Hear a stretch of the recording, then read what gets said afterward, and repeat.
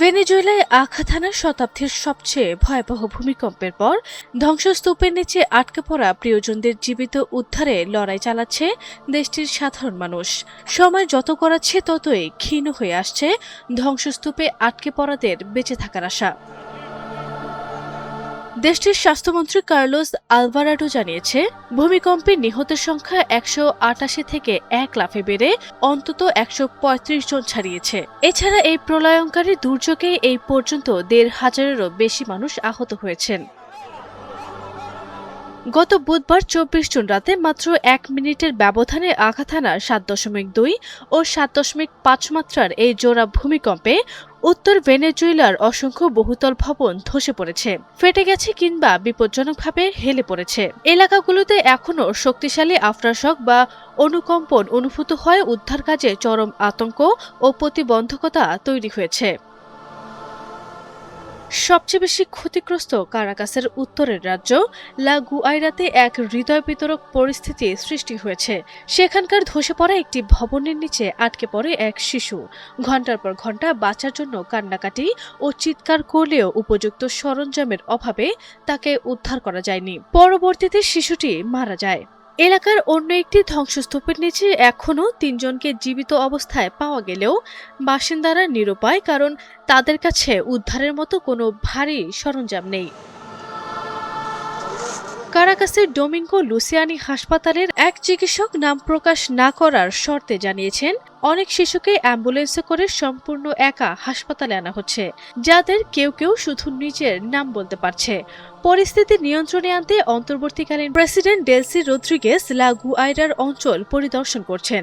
এলাকাটিকে দুর্যোগ অঞ্চল হিসেবে ঘোষণা করা হয়েছে। তীব্র সংকটের মুখে স্থানীয় একটি সুপারমার্কেটে সাধারণ মানুষের লুটপাটের ঘটনাও ঘটেছে। আন্তর্জাতিক উদ্ধার কমিটি এই পরিস্থিতিকে চরম বিপর্যয়কর বলে বর্ণনা করেছে।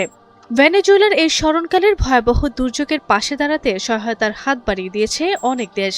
সুইজারল্যান্ড, স্পেন, ফ্রান্স, পর্তুগাল ও মেক্সিকো ইতোমধ্যে তাদের বিশেষ সহকারী দল ও বিশেষজ্ঞ পাঠিয়েছেন।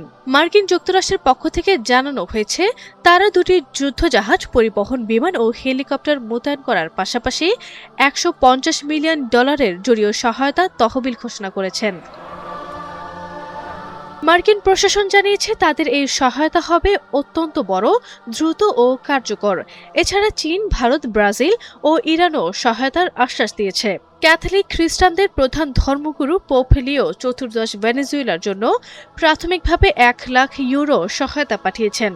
জাতিসংঘের প্রধান আন্তোনিও গুতেরেসও এই ঘটনার গভীর শোক প্রকাশ করে ভেনেজুয়েলাকে সর্বাত্মক সহযোগিতার প্রতিশ্রুতি দিয়েছেন। জাতিসংঘের ত্রাণ প্রধান টম ফ্রেচার এক বিবৃতিতে বলেছেন, ১২৬ বছরের মধ্যে ভেনেজুয়েলায় আঘাত হানা এই সবচেয়ে শক্তিশালী ভূমিকম্পের ক্ষতি কাটিয়ে উঠতে বিশাল সম্মিলিত প্রচেষ্টার প্রয়োজন হবে। ভেনেজুয়েলার উত্তর উপকূলটি মূলত ক্যারিবিয়ান ও দক্ষিণ আমেরিকার টেকটনিক প্লেটের সংযোগস্থলে অবস্থিত। এর আগে ১৯৯৭ সালে এখানে এক ভূমিকম্পে ৭৩ জন এবং ১৯৬৭ সালে ২৩৬ জনের মৃত্যু হয়েছিল। তবে গত বুধবার রাতের ৫.৭ মাত্রার এই ভূমিকম্পটি ১৯০০ সালের ২৯ অক্টোবরের পর দেশের ইতিহাসে সবচেয়ে শক্তিশালী ভূমিকম্প।